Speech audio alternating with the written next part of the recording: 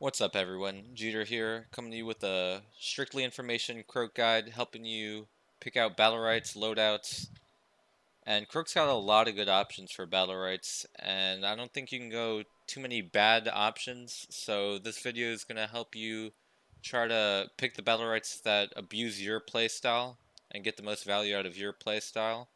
So starting off, we have Damage Toxin, deals 2 bonus damage, and Toxin deals 4 bonus damage, which means instead of your initial damage on Spit doing 6 damage, it now does 8 damage and 12 damage over time, which is 3 damage per tick instead of 2 damage per tick. And this Battlerite can help you with more sustained damage if they have a really heavy sustain comp and you just need to break into max HP without burst. This is more for sustained damage team comps on your own.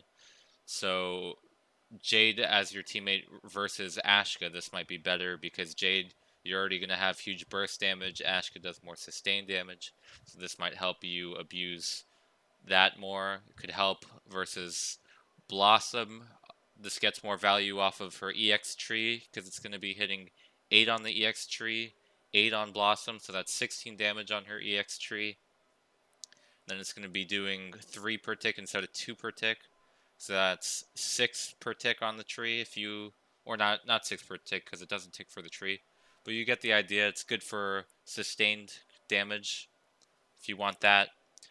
Next we have Severe Toxin. This one, very high value. Battlerite, 12% movement speed slow on enemies. Heals you for additional 8 additional health, which means usually you heal 8 over time. Now you're going to be healing 6 over time. So instead of 2 per tick on an enemy that's healing you, it's going to be 4 per tick. And this just stacks up. So if you hit 2 targets, you're going to be healing 8 health per tick. And if you think about how much a healer heals for usually around average of 12 every time they M2 you. So this is a lot of value. Really good for comps where you're going to be taking a lot of pressure and you just need to heal yourself, more self-reliable healing. It just gets a lot of value, so look to base your, or have this as your core Battlerite, I should say. Next, Double Spit. Double Spit really abuses these 2 Battlerites as well. Really exacerbates them, I think is the word. So this one, it's really good to stack on Toxin because unlike other charge abilities, like for example Shifu Jav, you jab once, you get the value. It doesn't really help you to jab the same target twice or to jab a different target. You don't get like double value. But with this Battlerite, instead of healing, let's say you hit one target and then you spit on the another target, you have Toxin applying on 2 targets. This is going to heal you for 2 health per tick. And then if you have a Toxin on a second person, it's going to heal you for 4 Toxin per tick. And again, with this Battlerite, it's going to double. So it's a very good Battlerite if you want to engage with Toxin on. And Croak, in my opinion, is all about engaging with Toxin on, abusing Toxin. It's really good. Gives you a lot of healing over time. It's where all your protection comes from. A lot of your damage comes from abusing Toxin. So this one also can be very good if you're trying to heavily abuse Toxin. Using Frog Leap from Camouflage increases the damage by 2 and inflicts a stun that lasts 1 second. This means if you enter Camouflage with your Q ability and then you space while you're in Camouflage, it stuns them. This can be good versus a Paloma, let's say. You can camo and she's just sitting there turret M1ing. It's very easy to line up, on Jumong. It's only 2 extra damage, but that's off of the 20, so you're going to do 22 guaranteed off of your jump, and then you do 8 per M1 unless you go a different Battlerite, but we'll talk about that. So you're going to be doing close to guaranteed 38 damage, close to breaking max HP, but you're using 2 spells, so this one definitely it's going to be Glass Cannon, so be careful with this Battlerite. You gotta you gotta really abuse the Battlerite, and if it fits your playstyle, I guess run it. But just this Battlerite is a lot of contingencies, so be careful with this, right? Frog Leap heals you for 14 health. This one, very good, right? Very consistent. Every time you press space on and land it, you get 14 HP. Great for swapping targets. So let's say we jump on the healer, gives us 14 HP, heals us back up to like tops us off. Then we have to swap targets. We jump on the ranged DPS, heals us for another 14. So it's very good. It really incentivizes swapping targets. It helps you win trades very easily. Very consistent Battlerite, I think, gets a lot of value. One of my cores in my personal build. If it fits your playstyle, definitely I suggest grabbing it. Precision Leap kind of does the opposite, where I think not that these don't work together, but this one incentivizes jumping on the same target because it reduces your minimum range.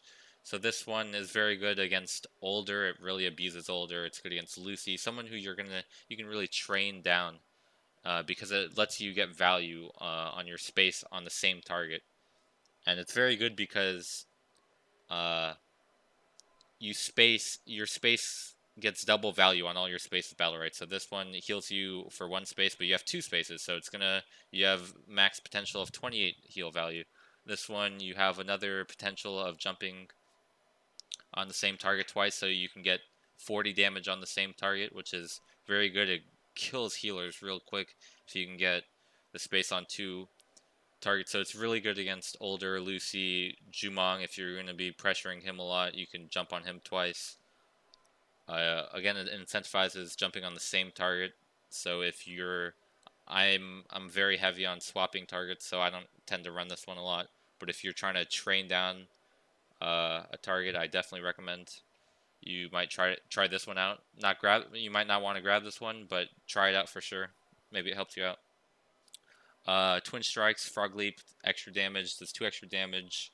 Or your next 2 Blade Fury strikes do 3 extra damage. So instead of doing 8 damage, you're now doing 11 damage for your next 2 strikes. So you jump on someone, does 20 damage, then your next 2 strikes do 11 damage. So that's 20, then you do 31, then you do 42. You already broke max HP with 2 M1s. And so this one is really strong. Game is mostly about breaking true HP. So this one is definitely a really strong Battlerite. Because again, you get double value on your space Battlerites. So you're doing 11 for 2 M1s on your first jump, and then you jump again. Now you're doing 11 on 2 M1s again. Also very good for grabbing orbs. Makes orb grabbing a lot faster, so you can jump on the orb. So one thing you could do is you pressure them back, you pressure the enemy team back, then you jump on the orb, take the orb, and then you can take the orb within your jump recast window. So you take the orb, and then you jump back on the enemy and help your team out. So this one is really good. I personally run it in my core build. Again, try stuff out for yourself. Camouflage duration increased by 1 second. This one helps. So instead of 3.5 second stealth, it's 4.5 seconds, which, it's a lot of stealth. It does not help with your EX stealth. So if you EX stealth, you go into Deceit, and you miss your Deceit, you've wasted this Battlerite. You haven't gotten value. Not that you've wasted it, but in that instance, you didn't get value out of that Battlerite. So this one's got some contingencies. You got to be careful with grabbing this one sometimes. Not as much as this one, because this one can punish you very heavily. But this one I feel like is more for stealthing. If you like to abuse stealth in the neutral, so neutral meaning no one's fighting at the time. You guys are like trying to poke each other, and then you stealth to try to get a stun off and engage to help your team get something going. This one could be useful. This one's also useful against someone who's got a long punish window, or it's kind of hard to punish. So for example, it could be useful for Taya. Her haste lasts for a while, so you can stealth, wait it out a little bit longer. Freya could be useful for, because you stealth, you're trying to wait out counter and E, so you stealth, you just wait it out for 4.5 seconds. I personally I think 3.5 seconds stealth is enough, but again, if you want to abuse camo in the neutral, I think that's why you could see a lot of Croaks maybe grabbing this one. I personally, again, I use stealth a little bit closer to enemies, so I think 3.5 seconds is enough, but try it out for yourself. Venom Strike, after you stun someone, you stun someone, and then it creates a debuff on them, basically, or a timer, and after 2 seconds it does 10 AoE damage. I've been liking this one against Blossom's EX tree. You stun Blossom or anyone in the EX tree, then after 2 seconds it blows up, does 10 to Blossom, which the tree absorbs, so it does 10 to the tree, and then it also does 10 to the tree, so it does 20 damage to the tree. Helps break the tree down a lot, so that could be good. It's good for any type of combo. It just adds on to true HP. Again, true HP is really important in this game. So let's say you break true HP. Let's say you just break 40. You get to 40 because I'm gonna assume 40 is around the true HP. So anything after 40 is they can't heal back without grabbing orbs. So this one, you get 40 damage on someone and this pops, that's 10 guaranteed health that they can't heal back. So it's really good against like a top off on combos. It's really good because it's consistent. So every time you stun someone, it doesn't work with NCAP, but every time you stun someone, it's gonna do 10 damage, unless they iframe it. But you're gonna get that 2-second timer, which is very nice. This one, kind of the same reasoning as the Frog Strike. You do it from stealth. You're burning 2 cooldowns. It's got a lot of contingencies of what you can do with it, because if you run this one, you don't get stun value for when you use this. When you get value out of this Battlerite, you don't get value out of your stun. So, and stun tends to be what people think of Croak's core as this kit. And so this one, I could see it being used if you can get double value out of it. So if you hit 2 people with it, I could see the 50% weaken on 2 people that lasts 2.5 seconds. Can be very useful. The 75% increased range helps a lot because you can maybe stealth up top. Your teammates getting pressured down bottom. You just dash on top of the guy on the bottom. It helps your teammate. You weaken them. Now you're across the map. So you were pressuring top and now you're pressuring bottom. But the thing is, you used 2 cooldowns. You didn't use your space, which is good. Your space is one of your cores. Your E is a more throwaway move. Even though it gets a lot of value, it's annoying for a lot of people. It's not wasting. It's not making you put your stealth and your space on the same timer. It's making you use your stealth and your E on the same timer, which is different. It's a little bit. I think it's more of a. I consider it more than the Frog Strike, but it's still too. I still have to play around it too much. And I mean, again, if you feel you play around it very well, definitely maybe pick up this one. Try it out for yourself if you get a lot of value on the weaken, or you can't seem to get a stun. This one might just get you value because you can dash out of stealth instead of go for the stun. Maybe you get Taya Q knocked back, and then you want to dash right on top of her, or something like that. You get displaced, and then you out of stealth, and you dash on top of them. Then you get value, which could be nice. Root, very good. Battlerite against, or I know a lot of people take it for melee. I tend to take it for combos because against certain characters, it's effectively a stun setup, in the sense where, let's say, Serious Spaces, he doesn't have a lot to get out of a root in this place. So I play a lot with an Ashka, and so Serious Spaces, I root, Ashka drops a Volcano, that's a free setup. So I like it a lot for Ashka. I usually run it depending on my teammates rather a lot of times than the enemy, even though if there's a Taya, roots are very strong against Taya. It takes off her core move, which is haste. It's very helpful. So I run this a lot depending on my teammate. A lot of people run it depending on melee. Like if you have a very heavy melees, you can help your teammates with root. depends. This also, I know a lot of people don't really think about it, but it reapplies Toxin, which again is how I play Croak. I think about abusing Toxin a lot. So if I see the Toxin timer ticking down, maybe I don't want to waste a spit, or maybe I see the Toxin timer tick down, I reapply the Toxin, and then I spit on someone else. Now I have double value on Toxin, so now I'm healing for 8 per tick, because again, I like to, this is one of my core abilities that gets a ton of value. So now I'm getting 8 tick because I reapplied and I didn't have to use spit on to reapply it on that person. So this could be very good for reapplying Toxin. Try it out. Root, very consistent. Every time you dash through someone, you get the root. The only time you won't get value, besides if you miss, is if you using your dash a lot to grab greens, which is, or grab, or get out, or grab anything, just not using dash as a damage value, which is very reasonable to not use dash as a damage value and more of an escape or stuff like that, or engage. So that one's very good. Try it out. Trickery is very insane. You can get a ton of value.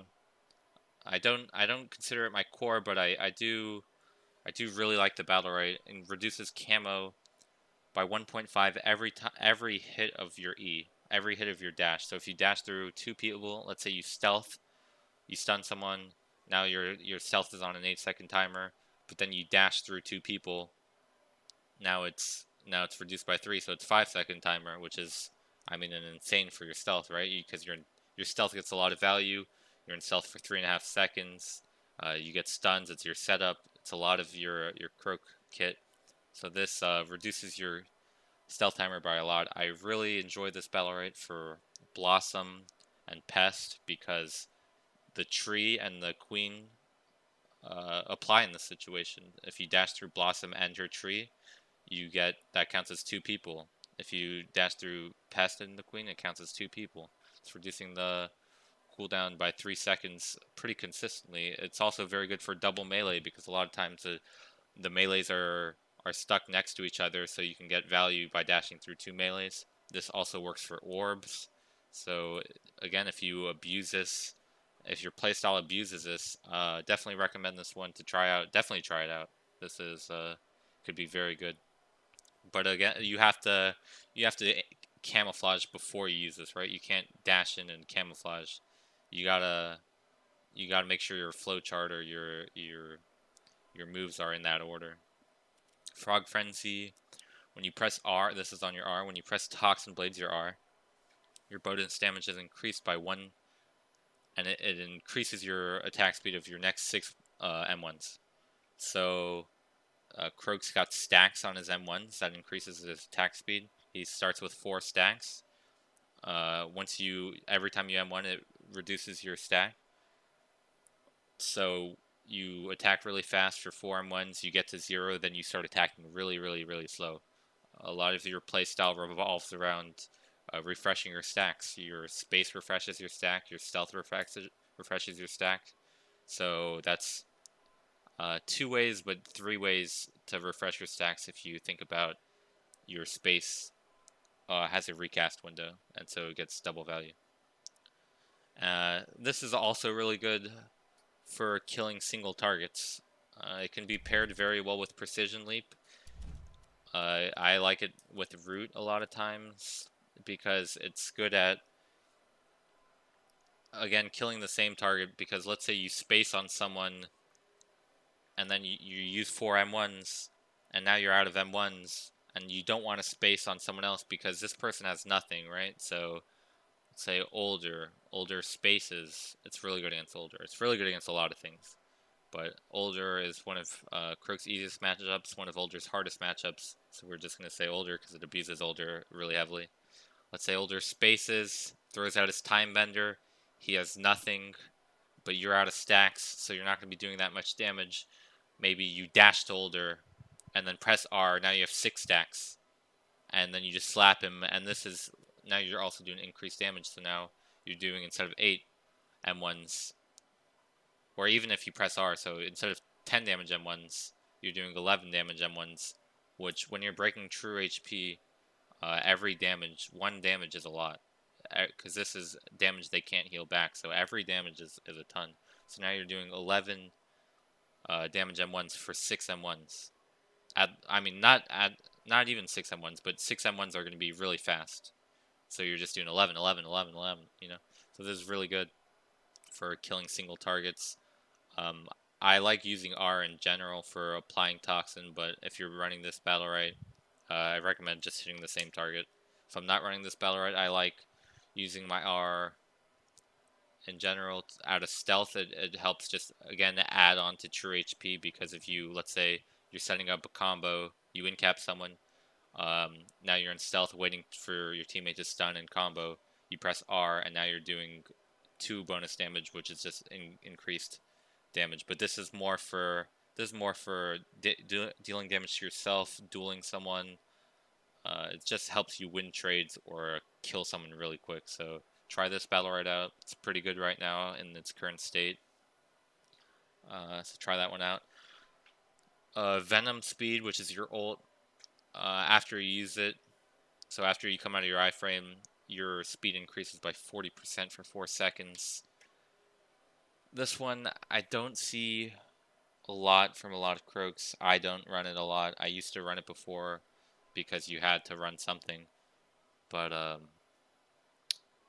this one can help you if you don't tend to use stealth maybe before you ult. So you still have stealth, you ult, and you still have stealth up. This can help you pressure a lot of places on the map because it's a lot of movement speed for 4 seconds, which is a ton of time. So maybe you ult someone, and then maybe Paloma, you ult someone on top side. Maybe Paloma has the other side up, and she's on the bottom side. This can help stun Paloma really quick, so she can't other side. Your ulted target maybe. Trying to think of some value for it. I personally don't run it. If you like the Battlerite and you abuse this a lot, you find a way to abuse this, again, run it. It just doesn't get movement speed for Croak especially, might not get you a ton of value, and especially if you ult a target, you kind of also want to be on that target to, again, further true HP. True HP is very important in this game. So you ult this target, you probably want to stick on this target. Not saying you can't swap different targets. Maybe you ult someone, again, you swap on a different target. I find this one more for swapping on a different target than staying on the same target. So maybe you can abuse this one. That's basically that Battlerite. That's it for introducing all the Battlerites. I can try to show you a few, maybe a couple of builds that I like to go. Again, we've talked about this. This one gets a lot of value. Run this one basically all the time. Jungle Toad. I just love consistency, right? Every time I press space, I get extra damage. Every time I land my space, I get health. Every time I spit, I'm getting more value from my spit, right? So this is just, I'm doing damage, I do more damage. I get health, I win trades. Every time I get Toxin, I get more Toxin. I get more healing. The slow is just a bonus. Really doesn't need the slow. In my eyes, at least. The slow is just a fucking cherry on top. Next, this is where I think it becomes a little bit more you can fit into your playstyles. You don't have to run these 3. This is just my 3. But I think the last 2 are more for your playstyles. And I don't really see much bad options for playstyles. I've told you what I think is too contingent for me, and I have to play around it too much. So I tend to not run this one. I tend to not run Weaken. So I tend to not run Space Stone. I tend to not run Weaken Dash. Venom Strike. You just get value. You can fit into anytime you want. You just fit it in. But these loadouts are more for abusing. There's a lot of good loadouts, but you want to try to abuse comps and get the most value. So again, when I say root is good, when that serious spaces and I root him and Volcano drops under him, maybe if without the root we didn't get the stun and we didn't get a nice 50 damage combo, casual combo, without me having to burn a core move. So that would abuse a serious or it abuses certain characters. It abuses Taya, it takes off her core move. So it's all about abusing certain playstyles. So where a Venom Strike might get you some core damage, maybe it doesn't abuse a certain playstyle. So let's say, I mean, we could run that as a generic. I like to put it in my generic build. I also like Frog Frenzy. I think is a really good Battlerite. You could always get value out of it. Every time you press R, you're doing more damage, and abusing it would mean you're really getting the value out of the 6 extra damage. So when you're at 0 stacks, you press R, now you're at 6 stacks, and it's all about abusing the matchup. So uh, yeah, I would run this one. I don't tend to run these two together, even though you can. I really enjoy running Root with my R, because it just locks down the single. It incentive or really abuses the single target. When you root someone, they can't move and they're just taking the 6 stacks to the face. So I really enjoy this. I really enjoy the extra stack. It really fits my playstyle of abusing Toxin and trying to spread Toxin. And you can run this together. I run Root together a lot. I really like Root. I really abuse it very well in my playstyle. Try to figure out what your playstyle is, what you can abuse, what comps you can abuse them with. Again, Root takes off takes off any type of movement speed. It's good against melees because they don't get value. Like, let's say you root a ranged target, right? They still M1 you, right? But if you root a melee, they can't M1 you anymore if you back away. Then they can't follow you. They can't follow your teammates. So try to figure out what you can abuse. But that's my explanation of the Battlerites and what they tend to be good with. I hope you enjoyed it. I hope I can do more videos for Niwa. More in-depth videos, more editing in my videos. If he allows it. Thanks for watching, boys. Appreciate it. I hope you learned a lot.